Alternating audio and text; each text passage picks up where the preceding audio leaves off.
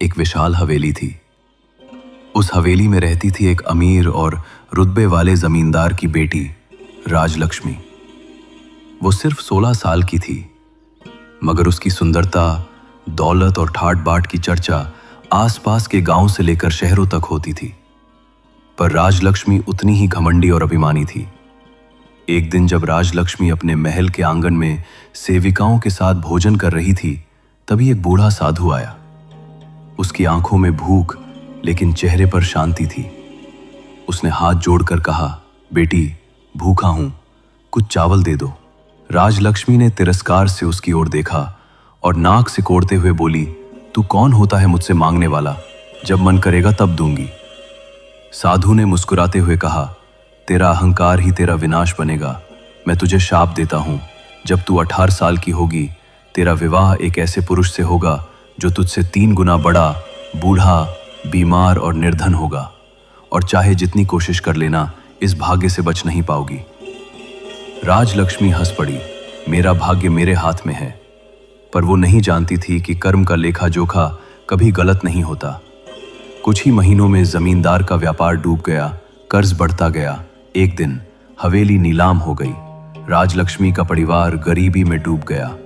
अब कोई उसकी सुंदरता की प्रशंसा नहीं करता था, सिर्फ तरस खाता था। ठीक 18वें जन्मदिन पर गांव के एक कोने से एक 60 साल का लकड़हारा, नाम था धर्मू, रिश्ता लेकर आया। लोग बोले, ये वही शाप है साधु का। राजलक्ष्मी की मां बीमार थीं, पिता दिवालिया हो चुके थे। मजबूरी में उसने हां कर दी। उसका विवाह धर्मू से हो गया। विवाह के बाद राजलक्ष्मी अब एक छोटी सी झोंपड़ी में रहती थी। न जेवर, न दर्पण, न शान। सुबह लकड़ी बीनना, दोपहर चूल्हे पर खाना बनाना और रात को अकेले रोना, यही उसका जीवन बन गया। लेकिन उसी अंधेरे में नम्रता और करुणा की एक लौ जलने लगी थी। एक दिन धर्मू जंगल में लकड़ी काटते हुए पेड़ से गिर गया और वहीं उसकी मृत्यु हो गई। राजलक्ष्मी अब पूरी तरह अकेली थी और गर्भवती भी। उसने रात रात भर रोकर खुद को हल्का किया, मगर फिर उसने हार नहीं मानी।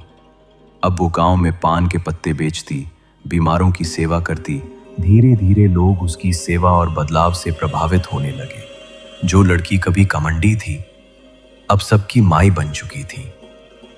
सालों बाद उसका बेटा बड़ा हुआ, तेज, साहसी और बुद्धिमान। एक दिन जब रियासत पर हमला हुआ, उसने राजा की जान बचाई। राजा बहुत प्रभावित हुआ। उसने अपनी इकलौती राजकुमारी से उसका विवाह करा दिया। राजा निसंतान था और उसने उसे अपना उत्तराधिकारी घोषित कर दिया। अब राजलक्ष्मी, जो कभी झोपड़ी में रहती थी, महलों में रानी मां बनकर लौटी। वहीं लोग जो उसे तिरस्कार की नजर से देखते थे, अब उसके चरण छूते थे। साधु का शाप विनाश नहीं, परिवर्तन था। राजलक्ष्मी अब हर दिन मंदिर जाती, गरीबों को भोजन कराती और कहती, अहंकार तुम्हें नीचे गिराएगा, लेकिन सेवा और दया तुम्हें ऊपर उठाएगी। कर्म कभी छुट्टी पर नहीं जाता। जैसा करोगे वैसा भरोगे। शायद हर शाप एक छिपा हुआ वरदान होता है। अहंकार विनाश की जड़ होता है, लेकिन करुणा और दया इंसान को स्वर्ग तक पहुंचा सकती है। और जो सबके दुख बांटेगा, उसके दुख भी एक दिन समाप्त हो जाएंगे। ऐसे इंटरेस्टिंग कहानी सुनने के लिए सब्सक्राइब करें हमारे चैनल रोचक कहानी को।